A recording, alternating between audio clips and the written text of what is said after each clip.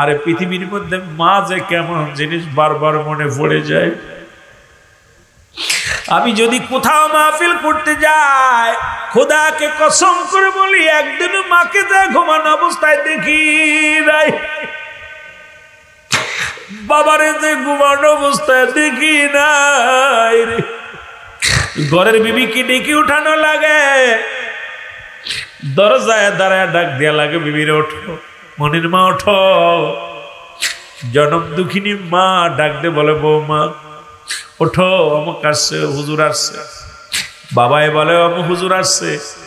আমার মনটার ভিতরে কয়েকদিন আগের ঘটনা, আমার মা অসুস্থ, বাবাও অসুস্থ, কথাগুলো বলতে গেলে কলিজার মধ্যে মানায় না।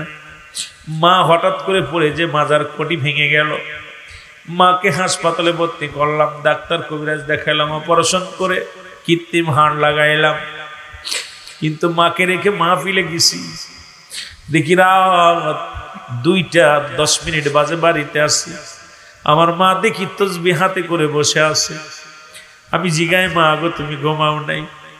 বাবারে শুধু আজকে নয়, খোদাকে কসম করে বলি তুমিও বাবা হয়েছ।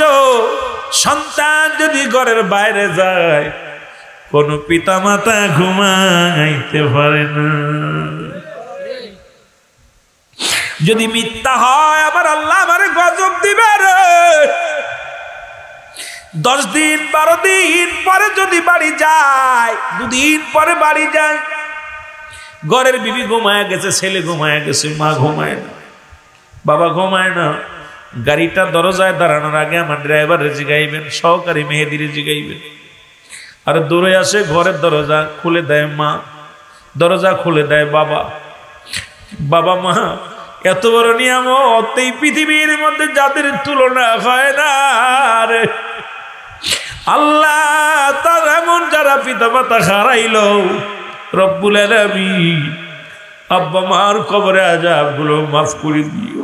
আমি বাড়িতে আসলে আমার মা তো কোনোদিন ঘুমাইতো না, ডাক দিত বাবা তা কখন আসলে কিলাম তুই কষ্ট করে আসছো, আজকে কেন মা কথা বলে না? আমার কেন যেন মন বলে মা বুঝি আর দুনিয়ায় নাই। মায়ের পাশে দাঁড়াইয়া হযরত ঈসা আলাইহিস সালাম ডাক দিয়ে বলে মা, মা বলে ডাক দিছে, মা তার জিন্দা নাই, মা ঘুমায় গেছে।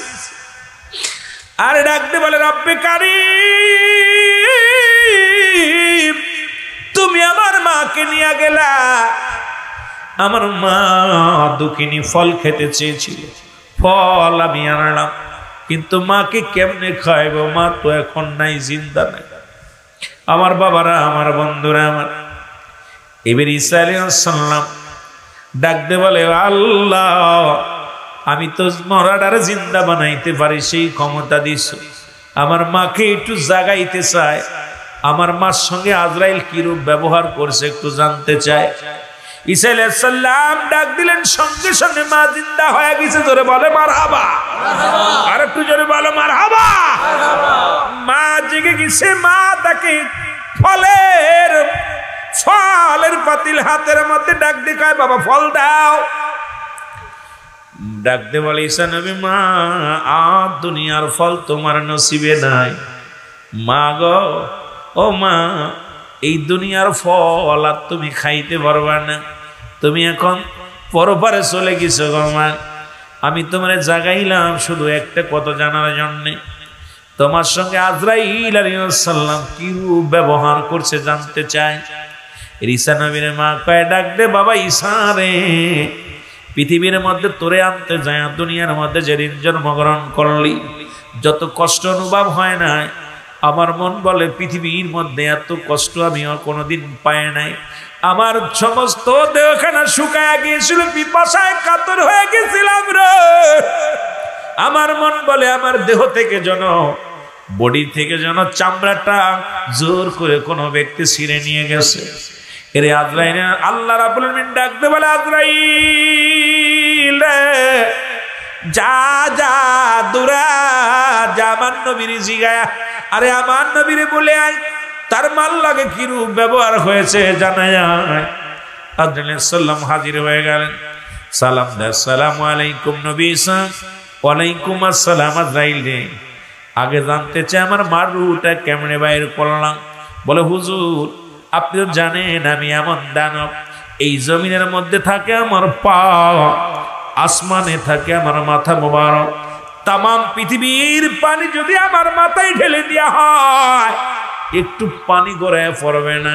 আমি এত বড় দানব। জোরে বল আল্লাহু আকবার। আজরাইল ডাক দে বলে ঈসা নবী রে, আমি আপনার মায়ের রূহটা বাইর করেছি। সন্তান যেমন মায়ের বুকে দুধ খাইতে খাইতে ঘুমায়া যায়, শুধু এইরকম আপনার মায়ের রূহটা বাইর করা হয়েছে। শুধু আপনার মায়ের মাথার উপরে হাতখানা রেখেছি, কোনো যন্ত্রণা দিই নাই, কোনো কষ্ট দিই নাই। ঈসা নবীর মা মারিয়াম আলাইহিস সালাম ডাক দিয়ে বলে বাবা ঈসা রে, এই মৃত্যু যদি এত কঠিন হয়, আরে আমি মরিয়ামের যন্ত্রণা, গায়ের ভিতরে যন্ত্রণা, আমি মরিয়ামের গায়ে মরণের যন্ত্রণা। ওরে বাবা ঈসা রে, এত যন্ত্রণা যদি একটা সহজ মৃত্যু হয়, কঠিন মৃত্যুটা কত কঠিন। আমার যুবক বাবারা মনে করছে বুড়ো হয়ে মারা যাবা, আর দুনিয়ায় আইসো একদিন যেতে হবে। আজ থেকে ছেড়ে দাও, বিড়ি ছেড়ে দাও, গাঁজা ছেড়ে দাও, মদ ছেড়ে দাও, আজ থেকে অন্যায় ছেড়ে দাও, নামাজ ধরো, 5 ওয়াক্ত সালাত আদায় করো, হালাল খাদ্য খাও, পরের মেয়ের পিছন ছেড়ে দাও রে বাজান। শুনে নাও, কারণ এই জিন্দেগির মধ্যে কদিন থাকবা। তোমার মতো যুবক কত তোমার বাবাও ছিল, তোমার মতো যুবক তোমার দাদাও ছিল, তারা কিছুদিন আগে বিদায় নিয়ে গেছে। তোমারও বয়স আস্তে আস্তে মুসলমান বাড়তেছে, কমতেছে। আমার বাবারা অনুরোধ করি, সময় আছে এখনো, আজ থেকে প্রতিজ্ঞা করো, এক ওয়াক্ত নামাজ ছাড়বো না, অন্যায় পথে পা বাড়াবো না, হারাম খাবো না, হালাল খাদ্য খাবো। এই জিন্দেগি মিশে মিশে দুনিয়াটা, এই দুনিয়াটা ক্ষণস্থায়ী জন্যে, স্থায়ী জিন্দেগি হবে আপনার কবর জিন্দেগি। এই জন্য দুনিয়ার জিন্দেগি ছেড়ে দিয়া আল্লাহমুখী হয়ে যাও। জোরে জোরে চিল্লায় বলা যাবেন আল্লাহু আকবার। বন্ধুরে আমার, এই কবরে যেদিন শোয়া দিবে, সর্বপ্রথম একজন ফেরেশতা আসবে, নাম তার নুমান ফেরেশতা। কি নাম? জোরে বলেন কোন ফেরেশতা? নুমান ফেরেশতা। সবাই জানেন কবরে শোয়ানো পরমান কারণে কি রাইব। এ মুসলমান না না, কবরে যেদিন শোয়া দিব সর্বপ্রথম একজন ফেরেশতা আসবে, তার নাম নুমান ফেরেশতা। উনি আপনাকে উঠাইবে। যখন আপনজন কবরে রেখে জানাজার নামাজ আদায় করে, আপনাকে বিদায় করে দাফন করে, কাফন করে দাফন করে, আপনজন যখন সরে আসবে, 40 কদম সরা পরে একজন ফেরেশতা আসবে, তার নাম নুমান ফেরেশতা। এসে কবর থেকে ডাক দিয়ে উঠাইয়া, বরহুল আমিন সাহেব ওঠো, চেয়ারম্যান সাহেব ওঠো, মেম্বার সাহেব ওঠো, তার উঠাইয়া দুটি কাগজ তার হাতের মধ্যে থাকবে রে। নুমান ফেরেশতার হাতের মধ্যে 2 টুকরা কাগজ থাকবে। এই কাগজ 2টা হাতের মধ্যে নিয়ে হাজির হয়ে যাবে, 2টি পত্র থাকবে। এবার উঠায় ডাক দেব, বান্দা ওঠো। এই যে তোমাকে, তুমি দুনিয়ার জিন্দেগি যেমন স্বপ্নের মধ্যে দেখেন, স্বপ্নের মধ্যে দেখেন পুলিশে দাবড়ায়, কুকুরে কামড়ায়, মানুষে দাবড়ায়, কত কিছু দেখেন স্বপ্নের মধ্যে। কবর জিন্দেগিটা ঠিক এই রকম অনুভব হবে, কিন্তু উঠার মতো শক্তি রব্বে কারিম দিবে না। যখন আপনাকে উঠাইবে রে বান্দা, উঠায় বলবে বান্দা এই নাও তোমার জিন্দেগির আমলনামা। কেরামন কাতিবিন 2 জন ফেরেশতা ছিল যারা দুনিয়ার জিন্দেগিতে লিখেছে তোমার বদ আমল নেক আমল। বান্দার এই নাও। উনি বান্দা হাতের মধ্যে নিয়া, কাগজখানা হাতের মধ্যে নিয়ে দেখবে রে বান্দা কত রাকাত নামাজ পড়েছিলাম, কতটা যাকাত দিয়েছিলাম, কত সৎ পথে চলেছিলাম, কোরআন তেলাওয়াত করেছি, হাদিস পড়েছি, ভালো কাজ করেছি। এটা দেখিয়া বান্দা বড় খুশি হয়ে যাবে। নুমান ফেরেশতা ডাক দিয়ে বলে বান্দা রে,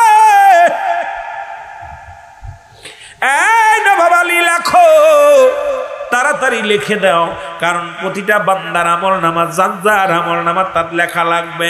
বাবারে একটু ভালো করে খেয়াল করবেন, সেদিন বলতে পারবেন আমি টিপসই দিব, লিখতে পারি না, কারণ প্রতিটা বান্দার আমলনামা যার আমলনামা তার লেখা লাগবে। ডাক দিয়ে বলে বান্দা লেখো, তুমি লেখো। ডাক দিয়ে বলবে আমি লিখবো কেমন করে, আমার কাছে তো কলম নাই। ডাক দিয়ে বলে বান্দা কলম তোমার ডান হাতের শাহাদাত আঙ্গুল মুবারক, জোরে জোরে চিল্লায় বলা যাবে না আল্লাহু আকবার। ডাক দিয়ে বলে বান্দারে এই ডান হাতের শাহাদাত আঙ্গুল মুবারক তোমার কলম, এই কলমটা দিয়া লেখা লাগবে রে বাবা। আমার অনেক সুন্নি ভাইয়ের আঙ্গুলের মাথায় চুন লাগায় খান, দাবি করব খবরদার চুন লাগায় না, কারণ এই আঙ্গুল দিয়া রব্বুল আলামিনের হাবিব আমার আপনার প্রিয় হাবিব রাহমাতুল লিল আলামিন চন্দ্রটাকে দ্বিখণ্ডিত করেছিল হাতের ইশারায়। এই আঙ্গুল দিয়া লেখা লাগবে তোর কবরের মধ্যে আমলনামাটা। এটা চুন খাওয়ার জন্য আঙ্গুলটা দেয় নাই রব্বে কারীম। এই দুইটা হাতের মধ্যে যতগুলো আঙ্গুল আছে, এই আঙ্গুলের ভিতরে সর্বশ্রেষ্ঠ মর্যাদাপূর্ণ আঙ্গুল হলো শাহাদাত আঙ্গুল মুবারক। এরে বান্দা লেখো। বান্দা বলবে আমি তো কলম পাইলাম, কলমের মধ্যে কালি নাই, আমি লিখবো কেমনে, কালি নাই। এবার ফেরেশতা ডাক দেন, মান ফেরেশতা ডাক দে বলো বান্দা এর কালি হলো তোমার মুখের থুতু মুবারক। এ যুবক তোদের হাতে ধরে পায়ে ধরে যাই বলে যাই রে, এই মুখের ভিতর আর গাঁজা দিস না, মদ দিস না, তারি দিস না রে যুবক। এই মুখটা দিয়া কাউকে গালি দিস না, মুখ দিয়ে ফায়সা কথা বলিস না, এই মুখের মধ্যে আর বিড়ি টান দিস না রে যুবক। তোদের পায়ে ধরে বলে যায় আমি গুনাহগার, তোদের বলে যাই এই মুখটার থুতু মুবারক হবে কালি। কালি যদি নষ্ট হয়ে যায় কেমনে লিখবি রে বাবা? ওই কলমের কালি যদি শুকায় যায় এই কালি দিয়ে লেখা সম্ভব নয়। কলম মুসলমান, কলম চলবে না। এই জন্য আজ থেকে তোদের দাবি করবো আমার রব্বুল আলামিন, আর তুমি যখন মায়ের গর্ভে ছিলে রব্বুল আলামিন এই মুখ দিয়ে তুমি জিকির করবা, এই মুখ দিয়ে কোরআন তেলাওয়াত করবা, এই মুখ দিয়ে আমার নবীর দুরূদ পড়বা, এই মুখটা দিয়ে মানুষকে সালাম দিবা। এই মুখটার মধ্যে রব্বে কারীম তোমার কি দেন নাই? এই মুখ দিয়ে নাফাক পানি খাওয়ান নাই, কুরক্ত খাওয়ান নাই। মায়ের নাভির সঙ্গে তোমার একটা নাভি জোড়াইয়া দিছে, 10 মাস 10 দিন তোমার মা নাভির সঙ্গে নাভি জোড়াইয়া দিয়া খাওয়াইছে রে বান্দা। কারণ এই মুখটার ভিতরে আমার আল্লাহ পবিত্র রাখছে রে বান্দা। বান্দারে এই দুনিয়ার মধ্যে যা কিছু আমার রব্বে কারীম বানাইলেন, দুনিয়া সৃষ্টি করলেন, আল্লাহ কয় কুন আর ফায়াকুন, দুনিয়া হয়ে গেছে। আল্লাহ কয় বান্দা দুনিয়া যেমনি বানাইলাম আমি তোরে বানাই নাই, আসমান যেমনি বানাইছি এমনি তোরে বানাই নাই, এই জমিনটা যেমনি বানাইলাম এমনি তোরে বানাই নাই, পাহাড় যেমনি বানাইলাম এমনি তোরে বানাই নাই। বান্দারে ও বান্দা শুইনালা, আমি আল্লাহ রাব্বুল আলামিন আমার কুদরতি হাত মুবারক দিয়া আমার আদর করে আমার বান্দা বান্দিরে বানাইছি। জোরে জোরে চিল্লায় বলা যাবে না সুবহানাল্লাহ। অফিসে বইয়া বইয়া হারাম খাইলি হারাম খোর, রাস্তার মধ্যে ঘুষ খাইয়া রাস্তার মধ্যে দাঁড়ায়া ঘুষ খাও, অফিসে বইয়া ঘুষ খাও আর সুদ ঘুষের মধ্যে জীবন গড়না। তুমি কি একবার চিন্তা করছো সাদের দেহ কানা তোমার না? এই দুনিয়ার মধ্যে সম্পদ গড়লা, বাড়ি গাড়ি বানাইলাম, এই দুনিয়ার সম্পদ খাবে লোকে, তোমার দেহ খাবে পোকে। জোরে বলেন ঠিক কিনা? এর মারা যাওয়ার পর একবার চক্ষু দুইটা বন্ধ করে দেখ, বিবি তোর না, ছেলে তোর না, মেয়ে তোর না, প্রতিবেশী তোর না, এত টাকা জোগাড় করলি, কত সুদ খাইলি আর ঘুষ খাইনি। এমন কিছু হারাম করে রাস্তায় দাঁড়ায়া দাঁড়ায়া হারাম খায়, এমন কিছু হারাম করে আছে অফিসে বইয়া বইয়া হারাম খায়। সরকার বাহাদুর 1 লক্ষ টাকা বেতন দেয়, 80,000 টাকা বেতন দেয়, 50,000 টাকা বেতন পাইয়া হারাম করে না, তবু হারাম সারে নাই। 20 টাকা 50 টাকা ঘুষ খায়, 50 টাকায় 100 টাকা, 10,000 20 টাকা 50 টাকা খায়। শুনে নাও হারাম করে না, শুনে নাও। এর পৃথিবীর মধ্যে ঘুষ যেমন হারাম, ঘুষ খাওয়া হারাম, সুদ খাওয়া হারাম, তেমনি খিনজিরের গোস্ত খাওয়া হারাম। তুমি খাবার সময় খাও হালাল আর উপার্জন করো হারাম। তোমার এই দেহটার মধ্যে আরাম থাকবে না, কারণ এই দেহখানা তোমার খাবে কোথায়? তোমার দেহখানা খাবে পোকে, তোমার সম্পদ খাবে লোকে। একবার চক্ষু বন্ধ করে দেখো, এই যে হাসিম ভাই দুনিয়া থেকে চলে গেছে, সম্পদ রেখে গেছে, বাড়ি রেখে গেছে, ছেলে ভোগ করে, মেয়ে ভোগ করে, প্রতিবেশী ভোগ করবে, কিন্তু তার জন্য কিছু নয়। 3.5 হাত একটা গর্ত, মাত্র একমাত্র ঠিকানা। যুবকের দলের সদগ ফিরাউন, নমরুদ, কারণ যারা খোদাই দাবি করেছিল তাদেরকেও আল্লাহ নিয়ে গেছে। আমারও আপনার যেতে হবে। এই পৃথিবী থাকার জায়গা না, জোরে বলেন ঠিক কিনা? আল্লাহ কয় কুল্লু মান আলাইহা ফান। আল্লাহ কয় বান্দার এই পৃথিবীর মধ্যে যা কিছু আছে আমি আল্লাহ চূর্ণ বিচ্ছিন্ন করে দিব।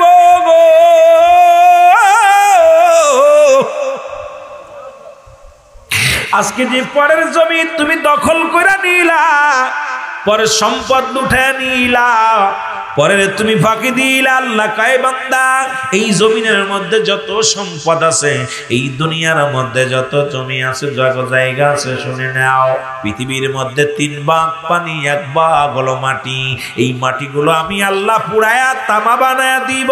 কি হইব? বাবারা জোরে বলেন কি হইব? কষ্ট হয়নি? কত বোঝা যায়? এই পৃথিবীর মধ্যে যত মাটি আছে সব পুড়ে তামা হয়ে যাবে। এই পৃথিবীর মধ্যে যত পানি, আল্লাহ কয় পানিগুলো পুড়ে আমি ছাই বানায়া দিব। যেদিন কিচ্ছু বলতে কিচ্ছু থাকবে না, সেদিন থাকবো শুধু আমি আল্লাহ। এই জন্য আমরা গোলামি করব কার?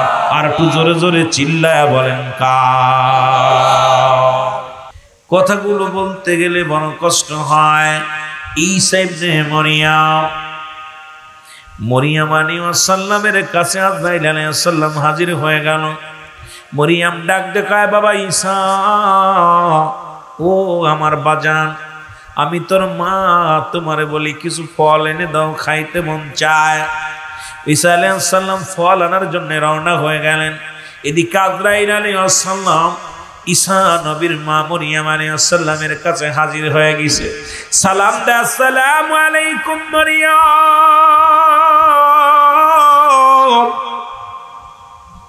এরে মরিয়ম আলাইহিস সালাম ডাক দে বলে, আলাইকুম আসসালাম। কে তুমি? কে?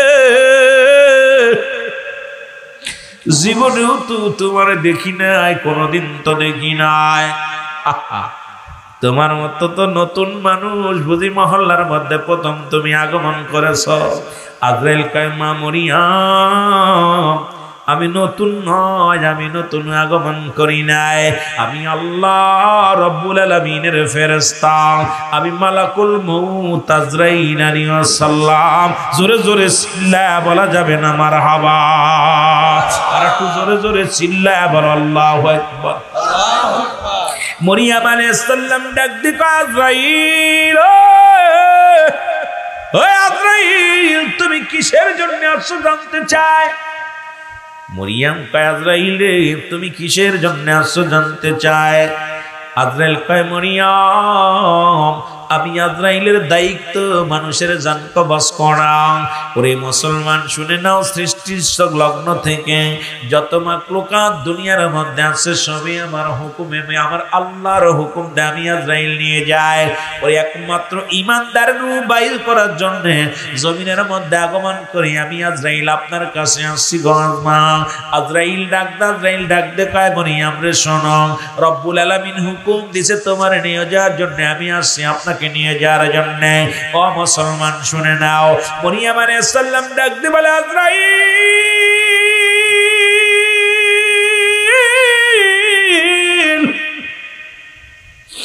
আজরাইল রে,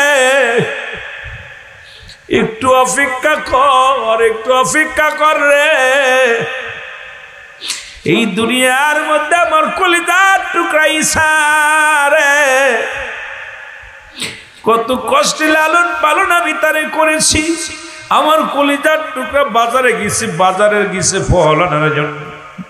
একটু সময় দাও, আমার কলিজার টুকরার কাছে দুইটা কথা বলে যেতে চায়। আজরাইল কয় মা মারিয়াম রে, আমি সময় দিতে পারবো না, রব্বে কারীম হুকুম দিছে আমি যে ওই টাইমের মধ্যে আপনারা নিয়ে যেতে হবে, সময় দিতে পারবো না। প্রস্তুতি হন। আপনি এত ভয় করেন কারো মরণের। আজরাইল ডাক দে কয় মারিয়াম তুমি এত ভয় পাও কেন মরণের? মারিয়াম আলাইহিস সালাম কয় আজরাইল রে, আমি ভয় পাই না, আমার রব্বে কারীমের দরবারে যাব কিসের ভয়? কিন্তু আমার কলিজার টুকরা সন্তান বিনা বাবায় যিনি আমার সন্তান, এই দুনিয়ার মধ্যে কত কষ্ট পাইল, কত মানুষ তারে কত কথা বলল, নিন্দা করল, সেই সন্তানটাকে দুইটা কথা বলে যেতে চাই, একটু সময় আমারে দিয়া দাও। আজরাইল কয় না না, সম্ভব নয়, আপনি প্রস্তুতি হন। এর মারিয়াম আলাইহিস সালাম অনুনয় বিনয় করে আজরাইল একটু ধৈর্য ধরো, একটু সবর করো, আমার ধৈর্য ধরো। আজরাইল কয় না না, সম্ভব নয়, তো সম্ভব নয়। আমার দাদু ভাইয়েরা দিলের কান্না লাগে, শুনে নাও। এবার মারিয়াম আলাইহিস সালাম আজরাইল তাহলে আর দেরি করো না, জানটা কবজ করে নাও। সঙ্গে সঙ্গে আজরাইল আলাইহিস সালাম তার রুহটা বাইর করে নিলেন এবং ঈসা আলাইহিস সালাম ফিরে এসে দেখে রে জন্ম দুঃখিনী মা, আমার মা জন্ম দুঃখিনী পড়ে আছে। ঈসা আলাইহিস সালাম চিন্তা করে মা বুঝি ঘুমাইছে, ডাক দেওয়া যাবে না, অনেকক্ষণ সময় হয়ে গেল। ঈসা আলাইহিস সালাম বলে আহারে আমার মা তো বাড়ি আসলে কোনোদিন ঘুমাইতো না, আমি যত দূর থেকে আসতাম আমার মা যত ক্লান্ত থাকতো গো। নাম্বার 1 হলো মানুষের মরণ। এই পৃথিবীর মধ্যে 1 নাম্বার বিপদ হলো মানুষের মরণ, 2 নাম্বার হলো কবর, 3 নাম্বার হলো কিয়ামতের ময়দান। যত বড়ই ঠকবাজি করো, চালাকি করো, মরণের হাত থেকে বাঁচা সম্ভব নয়। জোরে বলেন ঠিক কিনা? দাদু ভাইরা আমার গভীর মনোযোগ। এই যে গুনার কথা বলতেছিলাম, এই কবিরা গুনাহগুলো মাফের দরকার আছে কিনা? জোরে বলেন আছে কিনা?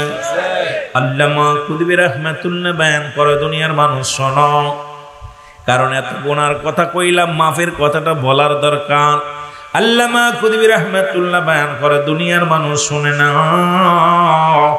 এই পৃথিবীর মধ্যে এত গুনাহ করলাম, কারণ কিয়ামত পর্যন্ত আর কোন নবী আসবে না, নবীদের দরজা বন্ধ, কিয়ামত পর্যন্ত তওবার দরজা খোলা। যদি কোন বান্দা খাস তওবা করে রব্বে কারীমের দরবারে চোখের পানিগুলো ছেড়ে দিয়ে বলে রব্বে কারীম,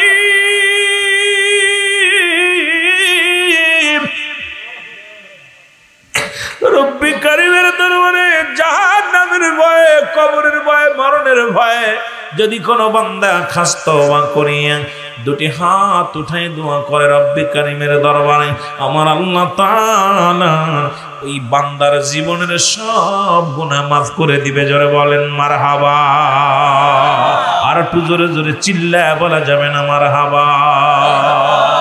কথাগুলো বলতেছিলাম যে ইতিসালে সব দোয়ার অনুষ্ঠানে মুসলমান, বলতেছিলাম মানুষের জীবনে 3টা বিপদ। নাম্বার 1 হলো মানুষের মরণ। এই মরণ থেকে পালানোর কোনো পথ নাই, মরণের কোনো আপডোয়াজ নাই। পৃথিবীর মধ্যে কত রোগের ওষুধ পাইলাম রে যুবকেরা রে, পৃথিবীর মধ্যে করোনা রোগের কত, পৃথিবীর মধ্যে ডায়াবেটিস, কত রোগের করোনার ওষুধ পাইলাম। এরে মুসলমান, মৃত্যু রোগের ওষুধ কোনো পাইলাম না, মরণের পেয়ালা পান করতে হয়। আর মানুষের মৃত্যু হয় 2টা টাইমে, একটা হলো রাতের বেলা, একটা হলো দিনের বেলা। ও মুসলমান, 2টা টাইমে মরণ হয়, একটা হলো রাতের বেলা, একটা হলো দিনের বেলা। পৃথিবীর মধ্যে আসার একটা সিরিয়াল আছে, যার কোনো সিরিয়াল নাই রে। দেখা যায় দাদা জিন্দা, নাতি দুনিয়ার মধ্যে নাই, বাবা জিন্দা, সন্তান দুনিয়ার মধ্যে নাই। সন্তানের কাঁধে বাবার লাশ, বাবার কাঁধে সন্তানের লাশ। আজকে যারা লাশবাহী, আজকে যারা এই লাশ গ্রহণ করেছেন রে মুসলমান, এরে মুসলমান, ওই সন্তানটি জিগাইবেন পৃথিবীর মধ্যে বাবার লাশের উপরে, মায়ের লাশের উপরে এত ভারী বস্তু আর গ্রহণ করি নাই রে। ও যুবক বন্ধুরা আমার শুনে নাও, বাবা মায়ের লাশ যেমন সন্তানের কাছে ভারী, সন্তানের লাশ তেমনি বাবার কাছে ভারী। এই জন্য আসার সিরিয়াল আছে, যার কোনো সিরিয়াল নাই। বাবা জিন্দা, সন্তান দুনিয়ার মধ্যে নাই। কত যুবক দুনিয়া থেকে বিদায় হয়ে যায়, লেখাপড়া শেষ করে চাকরি করবে, ইঞ্জিনিয়ার হবে, ডিসি হবে, এসপি হবে, মনে বড় সাধনা জাগছিল, রব্বি কারিম তার দুনিয়া থেকে লইয়া গেছে। যুবক বন্ধুরা আমার শুই না নাও, আবার কত মানুষ জন্মের পর থেকে দুনিয়া থেকে বিদায় হয়ে গেছে, মায়ের গর্ভে অনেকেই মারা গেছে। ও যুবক বন্ধুরা শুনে নাও, এইরকম এই দুনিয়ার মধ্যে আসছি, যেতে হবে, এর মধ্যে কোনো সন্দেহ নাই। জোরে জোরে চিল্লা বলা যাবে না, ঠিক কিনা? সাহাবীরা চোখের পানিগুলো ফেলায় ফেলায় কান্দে, নবী গো, মায়ের নবী, আমার নবী কান। সাহাবীরা রে, তোমরা কেন কান্দো? আমার নবীর সাহাবীরা বলে, নবী গো, আমরা এত বড় নিয়ামত হারাইয়া ফেলেছি। 1 মাস হলো আব্বা মারা গেছে, 1 মাস হলো মা মারা গেছে, 2 মাস হলো, 10 দিন হলো, 1 বছর হলো আব্বা মারে হারাইছি। এই আমলটা যদি আগে পাইতাম রে, আরে বাবা মারে সালাম দিলে কবুলাদের সব পা যাইব। এই আমলটা যদি আগে পাইতাম কতই না উপকৃত হইতাম। নবী আজকে আমাদের মা নাই, বাবা নাই, এই আমলটা কই যায় পাবো? এই জন্যে কান্দি, আমরা বড় এতিম। আমার নবী কয়, সাহাবীরা রে, তোমরাই বুঝি এতিম। আমি নবী যখন 6 মাস মায়ের গর্ভে মা, আমি বাবারে হারাইলাম। যখন 6 বছর বা 7 বছর বয়স মাকে হারাইলাম, 7 বছর 6 মাস যখন, বা 6 বছর 6 মাস তখন দাদারে হারাইলাম। এই পৃথিবীর মধ্যে আমার মতো এতিম কেউ নাই। আরে নবীও কান্দে, সাহাবীরা কান্দে। রব্বুল আলামিন ডাকতে বলে, জিবরিল আমিন যাও যাও, আমার বন্ধুরে যা বলো, যাদের আব্বা নাই মা নাই, আমি রব্বে কারিম তাদের জন্য দোয়া শিখায়। বলেন, রব্বির গামহুমা রিয়াদরকো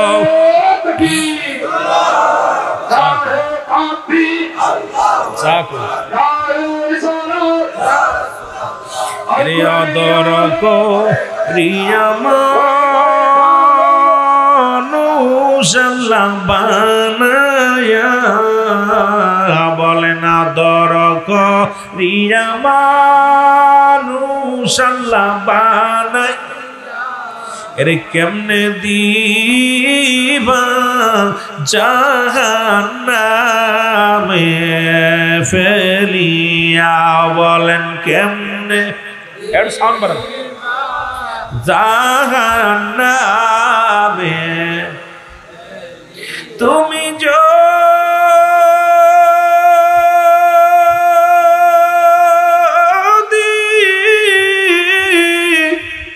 মাফ না করো আল্লাহ বান্দারে, তোমার বান্দা গো যাবে গো আল্লাহ কার কাছে? বলেন, আদরকরিয়া মানুশাল্লাহ বানাই। ওরে কেমনে দিবা জাহান্নামে ফেলিয়া? বলেন কেমনে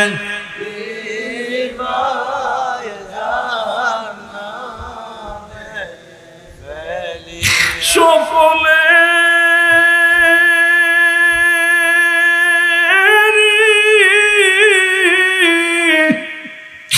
তোর ফিরিয়া এর সকলে দরজা হইতে ফিরিয়া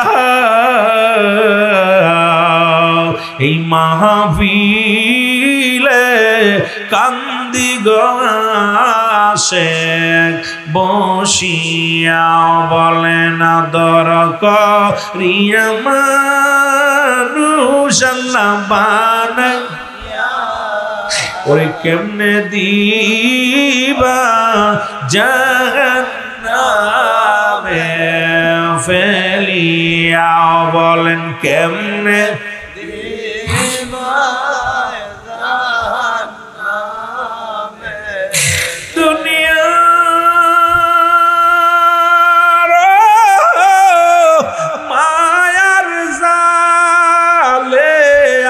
পড়িয়া দুনিয়া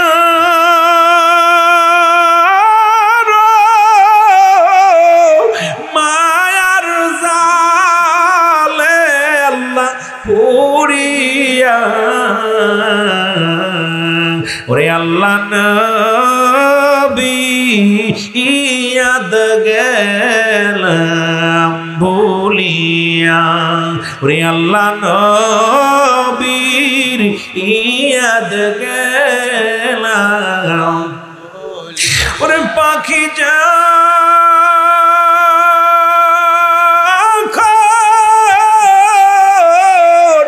পাখি দিয়া চলিবে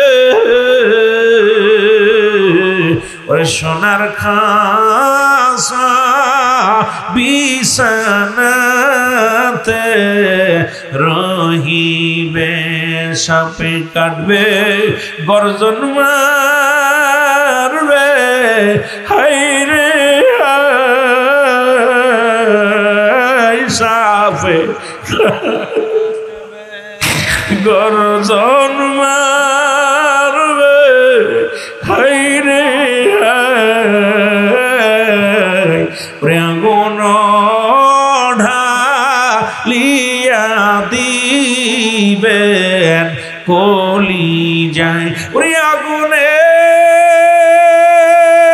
তাপ যখন গায়ে লাগিবে বলো আগুনের তাপ যখন গায়ে লাগিবে ওরে গায়ের গোস্ত খইসা পড়িবে গায়ের গোস্ত খইসা রে আদর করিয়া মানুষ আল্লাহ বানাইয়া রে আদর করিয়া মানুষ আল্লাহ বানাইয়া ওরে কেমনে দিবা জাহান্নামে यारे कम दीवा जहन्नामे ए दुनियार मुसलमान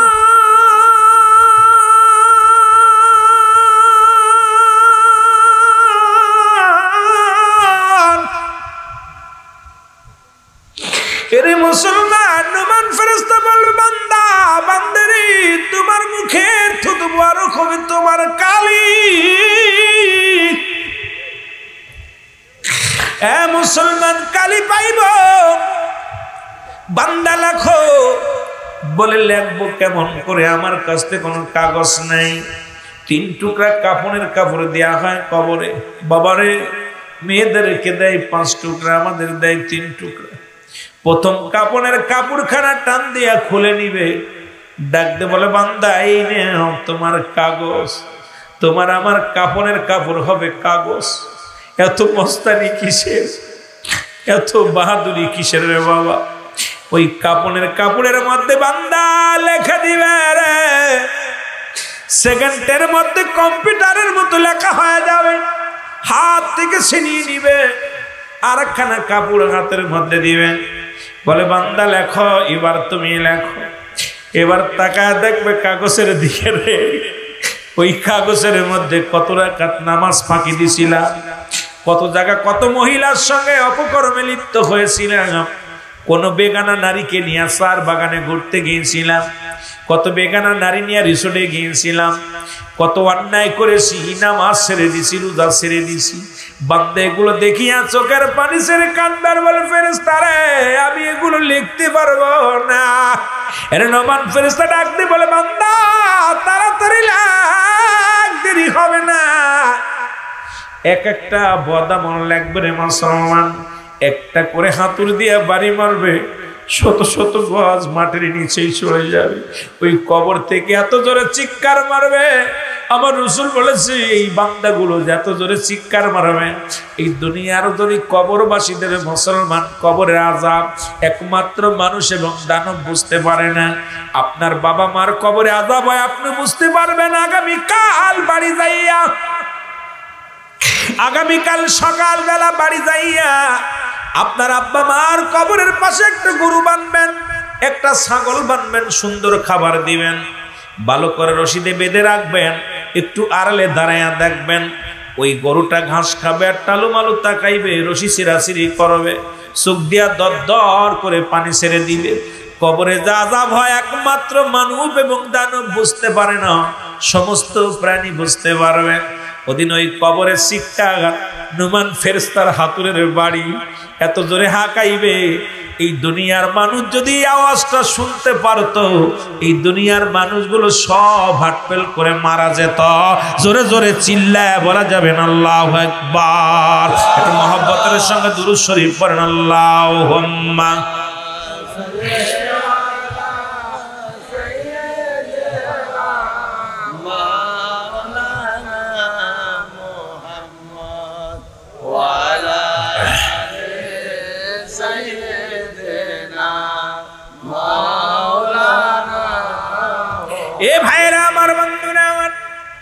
যখন আপনার পথ আমলটা লেখা হয়ে যাবে রে, আমল যখন আপনার অন্যায় আমলটা বেশি হয়ে যাবে, নওয়ান ফেরেশতা গলার মধ্যে খারাপ আমলটা উপরে লাগায় দিয়ে চলে যাবে, বলে গুড বাই, বিদায় নিলাম বান্দা।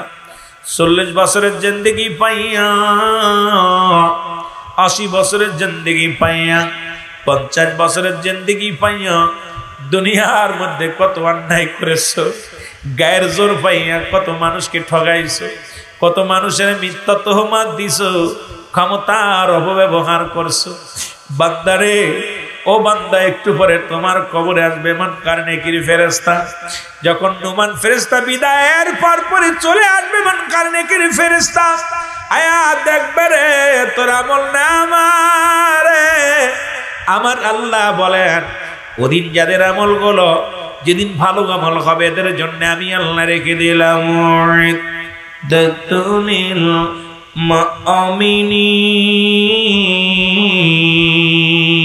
আল্লাহ বলো মুমিনদের জন্য, মুত্তাকিনদের জন্য আমি আল্লাহ প্রস্তুতি রাখলাম 8টা জান্নাত। জোরে জোরে চিল্লা বলা যাবে না মারহাবা।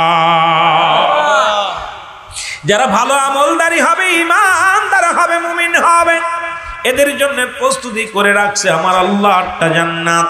আর আল্লাহ পাক যারা নাফরমান, যাদের খারাপ আমল হবে, তাদের জন্য প্রস্তুতি করে রাখছে আমার আল্লাহ। পড়েন বিসমিল্লাহির রাহমানির রহিম। উইদ্দাতুল কাফিরিন। আল্লাহ কয় কাফের বেঈমান মুশরিকদের জন্য, কাফের মুনাফিকদের জন্য আমি আল্লাহ প্রস্তুতি করে রাখছি 7টা জাহান্নাম। ঈমানদারের জন্য জান্নাত, বেঈমানদের জন্য জাহান্নাম রেখে দিয়েছে আল্লাহ রাব্বুল আলামিন। নুমান ফেরেশতা চলে যাওয়ার পর মনকার নেকির ঢুকে আপনার আমল নামা দেখে বল বান্দা থাক, কিয়ামত পর্যন্ত জাহান্নাম থেকে একটা দরজা খুলে দেওয়া হবে, কবর পর্যন্ত সাপ বিচ্ছু আগুন সব আইব, চিৎকার মেরে কানবি, আর জান্নাতি মানুষের জান্নাত থেকে দরজা খোলা হবে, জান্নাত থেকে নিয়ামত গুলো কবর পর্যন্ত আইব। আমার বাবারা, সুতরাং এ জীবন জীবন নয়, এমন একটা জীবন আসবে যে দেশে গেলে মানুষের বিচার হয়, যে দেশে গেলে মানুষের হিসাব হয়, যে দেশে গেলে মানুষ আর কোনোদিন ফিরে আসে না। আমরা সেই দেশের যাত্রী, আমরা কি আমল করার দরকার আছে কি না? আরো জোরে বলেন আছে কি না? আমার বাবারা, রাত 12টা বাজতে চললো, আমি আর আগাবো না আপনাদেরকে নিয়ে। দোয়া হবে, তাবারক খাবেন, তারপরে যাবেন। সুতরাং আমরা নবীজিকে সালাম জানাই, কারণ ওই কবর হাসরের ওয়াজ সামান্য না বাবা। আর হাসরের ময়দান তো ভয়াবহ অবস্থা। আমাকে আমার ভাই সাবজেক্ট দিছে, ভাই কবর হাসরের ওয়াজ করবেন, আর একটু পিতামাতার ওয়াজ করবেন। মাঝখানে পিতামাতার টাচ দিছি, কিন্তু এই ওয়াজ তো আর এই অল্পটুকু করলে শেষ না বাবা। আপনাদেরকে নিয়ে ঘন্টার পর ঘন্টা বসলে কিছুটা দিতে পারবো, কারণ আমরা তো আলোচনার মাঠ নাই, আমাদের মাঠ এখন ওয়াজের ময়দানটা সে বিনোদন। আমি খুব কষ্ট পাই, যদিও আমরা এত বড় বক্তা না। ওয়াজের ময়দান আর ওয়াজ নাই, এখন গালাগালি। 3 শ্রেণী আলেম বিনা হিসেবে জাহান্নামে যাবে। নাম্বার 1, যে এলেম অর্জন করছে অন্যকে পরাজয় করার জন্য, নিজে এলেম অর্জন করছে অন্যকে ঘায়েল করার জন্য। দেখুন আমার দেশের এখন যারা কিতাবাদি, যারা গবেষণা করছে শালিমান, অন্যকে ঘায়েল করার জন্য, আমলের জন্য না। কোন ভাবে ওরা ভুল ধরবে, কোন ভাবে অন্যকে সাইজ করা যাবে, এই চিন্তাধারা তাদের মাথায়। 2 নাম্বার আলেম, যারা দুনিয়ার মধ্যে দুনিয়া কামানোর জন্য এলেম অর্জন করছে। 3 নাম্বার আলেম, যারা দুনিয়ার মধ্যে নাম যশ ক্ষতি অর্জন করার জন্য এলেম অর্জন করছে। এই 3 শ্রেণী আলেমকে আল্লাহ বিনা হিসেবে জাহান্নামে দেবে। এখন আমার দৃষ্টিতে আমরা 3 শ্রেণী আলেমই বেশি, কারণ এখন বক্তা খোঁজে টাকা, শ্রোতা খোঁজে সুর, আর কমিটি খোঁজে ভাইরাল। কোন বক্তা ভাইরাল? আসলে আমলের নিয়েতে আমরা নিজেরা বসি না। ওয়াজটার ময়দান হয়েছে বিনোদন। যে বক্তা যত হাসি তামাশা দিতে পারবে তত আপনাদের কাছে প্রিয়। যে বক্তা যত মানে পজিটিভ না নেগেটিভ কথা বলতে পারবে। দেখা যায় তাফসীর মাহফিল দিয়া 3 ঘন্টা বলতেছে মেয়েদের উলঙ্গ বেহায়াপনা নিয়ে হাসি রহস্যের ওয়াজ করতেছে। এগুলো আমরা শোনার জন্য পাগল। আসল কথা হলো, আমি আপনাদেরকে অনুরোধ করে যাব, ওয়াজের ময়দানে চোখের পানি ফেলবেন, সে যে বক্তা হোক না কেন। এখানে গুনাহ মাফের জন্য আসছে। আগের যুগে বক্তার ওয়াজ করলে বেনামাজি নামাজি হতো, বেপর্দা নারী পর্দাশীলতা হতো, ছেলে মেয়ে নাফরমান সন্তান আল্লাহ আল্লাহ হতো। আর এখন ওয়াজ ঘরে ঘরে ওয়াজ, এরকম ওয়াজ নসিহত ছিল না, এত বক্তাও ছিল না, কিন্তু এত ওয়াজ হচ্ছে, মানুষ হিদায়াতের মধ্যে আসতেছে না। একটা ছেলে মেয়ে বাপ মার বাধ্য হচ্ছে না। আজকে ঘুষ, সুদ, গাঁজা, মদ, ইয়াবা এত পরিমাণ বাড়ছে। বই যে বললাম বক্তা বাড়ি গাড়ি করতেছে। আজকে আমরা বক্তারা যারা বিলাসবহুল বাড়ি, বিলাসবহুল গাড়ি, আয় হায়, একসময় বাদ পাই নাই, এখন এমন ভিআইপি গাড়িতে চড়ি, বিশাল বাড়ি করেছি, শুধু আপনাদের টাকা হাতায় নিয়ে। ইসলামের জন্য কি করতেছি? একটা বিশাল একটা পুঁজি আসছে, জমজম একটা ব্যবসা, এই ওয়াজের ব্যবসা। আমি কইলাবার অনেক বক্তা আমার বিরোধিতা করে, যে রুহুল আমিন সিদ্দিকী দিন আমার ফোন দিয়েছে, ভাই আপনি যা বলা শুরু করছেন আমাদের, আপনাকে কিন্তু আর মাঠে নামতে দেবো না। আমি ভাই মাঠে নামার দরকার নেই। আরে রব্বিক, আমার নবী যদি মাটি কাটতে পারে, আমার নবী মাটি টানতে পারে, আমার নবী বকরি সরাইতে পারে, আমি আমার নবীর উম্মত, আমি প্রয়োজনে ভ্যান চালাবো, রিক্সা চালাবো, ওয়াজ আমার পিছা না। আজকে ইমামদেরকে বলবো, আলেমদেরকে বলবো, পিছা বন্ধ করে নিজে হেদায়েতের মধ্যে ঢোকেন, অন্যকে হেদায়েতমূলক নসিহত করেন। যা করলে মানুষের অন্তর কাঁদবে, যা করলে মানুষের পরিবর্তন হবে। আগের যুগে মসজিদ ছিল কাঁচা, ইমান ছিল পাকা, এখন মসজিদ হয়েছে পাকা, ইমান একেবারে ফাঁকা। যেন বলেন ঠিক কিনা? তারা ঘন্টার পর ঘন্টার মসজিদে থাকতো। ফজরের নামাজ পড়ে দেখছি পুরুষেরা কোরআন তেলাওয়াত করতো। আমার দাদারে দেখছি, বাপসা সাগরে দেখছি, ফজরের নামাজ পড়ে 1 পারা 1.5 পারা করে কোরআন পড়ছে। আর এখন এসির মধ্যেও বহে না মানুষ। সালাম, আসসালামু আলাইকুম রাহমাতুল্লাহ, আসসালামু কর আগে পিছনে দেখতেও না। যেরকম ঠিক কিনা? অবস্থা খুব খারাপ। এই জন্য যুবক ভাই, আমার যুবক ভাইদের কাছে আমার দাবি, আমি তোদের পায়ে ধরে বলে যাব, কয়টা দাবি? আজ থেকে 5 ওয়াক্ত নামাজ আমরা আদায় করব। কে কে রাজি আছেন? আবার একটু হাতটা তুলে দেখা না মাওলারে, মাওলারে দেখা। যারা পড়েন তারা তো আছেন, যারা পড়েন নাই তারা, আল্লাহ এ আল্লাহ তুমি কবুল করেন আমার ভাইদেরকে। আল্লাহ কখন মালাকুল মউত চলে আসবে। কত যুবক ঢাকা যাচ্ছে, গাড়ি অ্যাক্সিডেন্ট করে মারা যাচ্ছে। কত যুবক ঘরে শুয়ে আছে, মারা যাচ্ছে। চাকরি বাকরি করতে, লেখাপড়া শেষ করছে, বিদেশের থেকে কফিন আসতেছে। আল্লাহ আমাদের 5 ওয়াক্ত নামাজি বানায় দিও। আরেকটা জমার বাজারা, আজ থেকে দাড়ির মধ্যে খুঁড় দেব না। তোদের পায়ে ধরি যুবক, রাসূলের দায়মি সুন্নাত, আজ থেকে প্রতিজ্ঞা কর, দাড়ির মধ্যে খুঁড় দেব না, দাড়িগুলো নবীর সুন্নাত, আমার নবীর কষ্ট দিব না। আজ থেকে কে কে রাজি আছিস আব্বা, যারা দাড়ি রাখিস নাই একটু হাত উঠায় বল। আমি বলতেছি, তোদের কথা দিলাম, আমার আল্লাহ তাআলা খুশি হয়ে মদিনাওয়ালার খাতিরে যাদের দাড়ি নাই তাদের চাইতে তোর বউ সুন্দরী বউ পাবি, তাদের চাইতে সুন্দরী বউ পাবি। কারণ দাড়ি রাখার জন্য ইজ্জত বেড়ে যাবে, সম্মান বেড়ে যাবে, চোখের জ্যোতি বেড়ে যাবে। এদের সমাজের মধ্যে দাড়িওয়ালা এতগুলো দাড়ি নিয়ে পাপ করতে গেলে ভয় করে। এই জন্য আমি অনুরোধ করব, আজ থেকে আর দাড়ির মধ্যে খুঁড় দেবো না। কে কে রাজি আছে আব্বা একটু হাতটা উঠা, হাতটা উঠা। আমি তোরে আল্লাহর কাছে প্রার্থনা করি, ভয় নাই, যারা বিয়ে করিস না তোরা সুন্দরী বউ পাবি। আমি বললাম তো, তোরা যে দাড়ি আছে, দাড়ি সারা যে বউ পাবি, ওর চাইতে সুন্দরী বউ তোরা পাবি। কারণ একটা দাড়িওয়ালার বউ দেখ বেশি সুন্দরী আছে, কারণ আল্লাহ রাব্বুল আলামিন নিয়ামত এটা আপনাদের জন্য রহমত দান করছে। আমিন বলেন, আমিন বলেন। রাজি আছেন তো? হাতটা নামাই ফেললি কাব্বা, তোরা একটু হাতটা উঠা, একটু হাতটা উঠা। আল্লাহ তুমি কবুল করে নাও, জোরে বলেন আমিন। আজ থেকে বেগানা নারীর সঙ্গ দেব না, বেগানা নারীর সঙ্গ দেব না। কে কে রাজি আছেন যুবকরা হাত তোলে। কাজ থেকে প্রেম প্রীতি বেগানা নারীর সঙ্গে আর আমরা আমরা শুধু শুধু কথা বলবো না, মোবাইলে প্রেম প্রীতি করবো না। আজ থেকে নারী থেকে আমরা পরিহার, আজ থেকে নারী আমার মায়ের জাতি, ওদেরকে সম্মান করব। আমরা নারীর সাথে অশ্লীল বেহায়াপনা, কোনো নারীর সঙ্গে কোনো জায়গা ভাইসা জায়গা ঘুরতে যাব না, বেগানা নারীর সঙ্গে চলাফেরা করবো না। কে কে রাজি? মুহাব্বতের সঙ্গে দুরূদ শরীফ পড়েন, আল্লাহুম্মা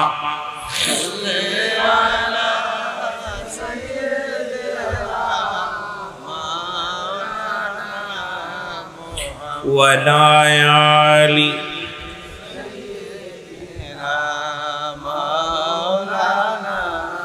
আরো জোরে বলেন, আল্লাহুম্মা সাল্লি আলা সাইয়্যিদিনা মাওলানা। ওরে কেমন করে ঘুমাও মানুষ, কেমন করে ঘুমাও মানুষ, ফজর করে কাজা, এমন তো হতে পারে জোহরে জানাজা তোমার, এমন তো হতে পারে জোহরে জানাজা। ওরে কেমন করে ঘুমাও মানুষ, কেমন করে ফজর করে কাজা, এমন তো হতে পারে জোহরে জানাজা তোমার, এমন তো হতে পারে জোহরে জানাজা। ওরে কেমন করে ঘোরো মানুষ তুমি, কেমন করে ঘোরো মানুষ, আসর করে কাজা, এমন তো হতে পারে মাগরিবে জানাজা তোমার, এমন তো হতে পারে মাগরিবে জানাজা। আফসোস, আফসোস, মানুষ মারা যাওয়ার পর রুহুল আমিন সিদ্দিকী জনাব হযরত মাওলানা আব্দুল নবাব ভাই ইন্তেকাল করছে। এলহাম আসলো মাইকে একটি শোক সংবাদ। কোন গ্রাম? হাসিমপুর গ্রাম। জনাব মোহাম্মদ হাসিম আলী, হাসিমপুরের জমিনে, হাসিমপুরের এই পূর্ব হাসিমপুর, আজকে ওনার নিজ বাড়িতে উনি মরহুম অমক ইন্তেকাল করছে। কিনা হাসিম মিয়া ইন্তেকাল করছে। ইন্না লিল্লাহি ওয়া ইন্না ইলাইহি রাজিউন। এইবার মরহুমের জানাজার নামাজ, আশ্চর্য, একই মাইকে ইমাম সাহেব বলতেছে, মুয়াজ্জিম সাহেব বলতেছে, মারা গেছে কিনা হাসিম আলী, মারা গেছে কিনা নবাব আলী, মারা গেছে কিনা রুহুল আমিন সিদ্দিকী, মারা গেছে কিনা, কথা কোন একজন আপনার নামই হলো।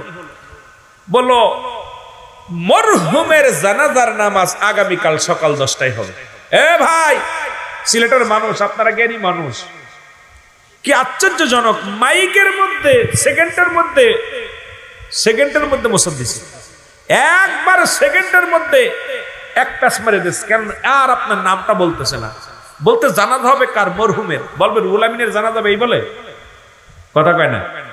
এ আপনাদের এলাকায় কি বলে? কি বলে? কি কয়? নাম বলে? নাম বলেন। তাহলে আপনার নাম মৃত্যুর পরে নামটা পর্যন্ত বিলুপ্ত হয়ে গেছে। বলে মারা গেছে অমুক, মরহুমের জানাজার নামাজ আসরের নামাজ বাদে হবে। একই মাইকে সেকেন্ডের মধ্যে আপনার নাম বাদ দিয়েছে। এই হলো আপনার আমার জিন্দেগি। এইটা একটু ভাবেন, আমি বেশি ওয়াজ দরকার নাই, এইটা একটু চিন্তা করেন বয়া বয়া।